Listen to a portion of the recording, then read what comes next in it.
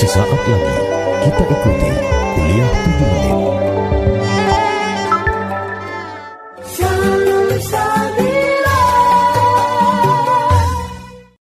Assalamualaikum warahmatullahi wabarakatuh. Bismillahirrahmanirrahim. Alhamdulillahilladzi hadana ala dinil Islam. Wassalatu wassalamu ala sayyidina wa maulana Muhammad wa ala alihi wa ashabihi ajma'in, amma ba'du. Sahabat salsabila yang dimuliakan Allah, zaman dahulu Hadratus Syekh Haji Hasyim Asy'ari, pendiri Nahdlatul Ulama, pernah mengatakan adalah petani pahlawan negeri. Ungkapan ini bukan hanya sebuah quote atau sebuah ungkapan saja, tetapi sebenarnya dipertegas di dalam hadis Kanjeng Nabi bahwa pertanian atau menanam itu adalah kebaikan, terutama menanam tanaman-tanaman yang dimakan. Kalau tanaman yang tidak bisa dimakan itu hanya sekedar manfaatnya sebagai paru-paru kota atau sebagai tempat bagaimana kita bernafas dengan baik kalau ada di antara pepohonan. Rasulullah Shallallahu Alaihi Wasallam bersabda, "Ma min muslim yagrisu ghorsan illa kana ma'akala minhu shadaqatun wa ma syarqa minhu shadaqatun wa ma'akala sab'u fahuwa lahu shadaqatun." Al-hadis yang artinya, tidaklah seorang muslim menanam sesuatu tanaman kecuali apa yang dimakannya dari tanaman itu adalah sedekah. Apa yang dicuri menjadi sedekah, dan apa yang dimakan oleh binatang buas menjadi sedekah baginya. Jadi sepanjang petani menanam, tentu ada yang mencurinya. Siapa? Baik itu binatang, baik itu hama, itu adalah sedekah. Atau burung, datang burung-burung kecil yang suka makan tanaman, kalau kita menyebutnya prek ya.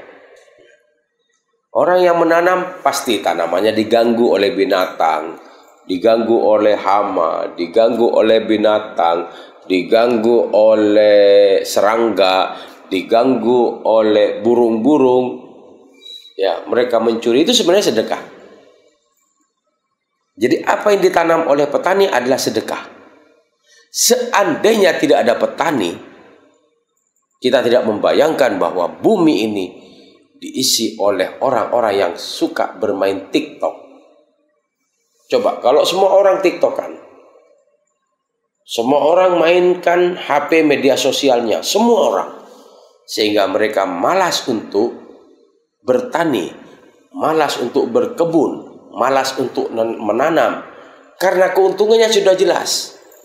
Semakin banyak pengunjungnya, semakin banyak penontonnya, semakin banyak viewernya, nah penghasilannya juga semakin banyak. Umpama setiap bulan mendapatkan 500.000 dari money testnya, 500.000. Ini menjanjikan. Akhirnya semua orang, termasuk petani, suka bermedia sosial, akhirnya malas menanam. Tidak menutup kemungkinan bahwa satu saat 1 kilogram beras seharga 250.000. Apa artinya punya uang banyak kalau ternyata bahan bakunya tidak ada, berasnya tidak ada, makanannya tidak ada? Ini akan menjadi bencana yang luar biasa. Terlebih kalau lahan pertanian semakin sempit, berkurang karena pembangunan, karena pabrik ini dan itu. Akhirnya lahan pertanian berkurang, dan akibatnya manusia akan kesulitan untuk mendapat bahan makanan. Apalah artinya uang banyak kalau bahan bakunya tidak ada?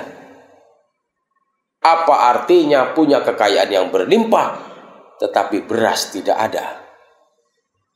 Kita membayangkan bagaimana COVID-19 yang masih menghantui hal kita hari ini. Ketika uang banyak tapi tidak bisa keluar, tidak bisa belanja, tidak ada satu toko pun yang buka.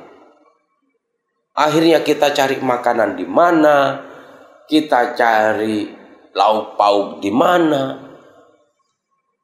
Ya apa artinya punya uang banyak kalau semuanya tidak terpakai karena sulitnya kita mendapatkan bahan baku. Sahabat salsabila yang dimuliakan Allah, petani atau orang yang menanam tetap dia mendapatkan pahala di dunia dan di akhirat. Mengapa? Karena dialah yang menanam.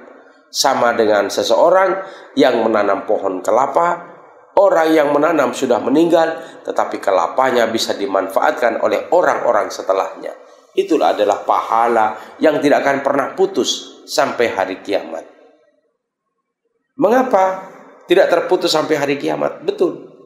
Karena ketika seseorang itu menanam dan buahnya dimanfaatkan oleh orang lain, dimanfaatkan oleh ahli warisnya, kemudian ahli warisnya melanjutkan lagi menanam. Sehingga orang yang menanam pertama terus mendapatkan pahala walaupun di kemudian hari dikerjakan oleh ahli warisnya atau dikerjakan oleh orang lain.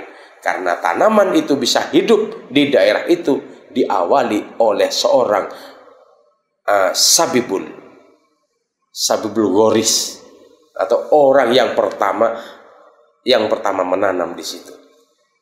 Kalau di sini belum pernah ada pohon kelapa, ada orang yang lebih dulu menanam, kemudian diikuti oleh orang-orang setelahnya sampai hari ini.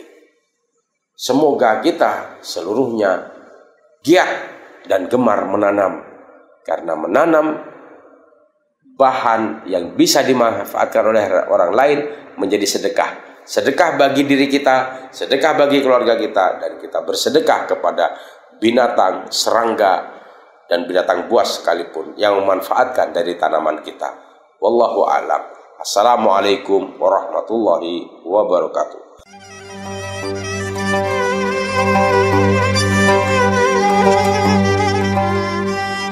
Demikian telah kita ikuti kuliah 7 menit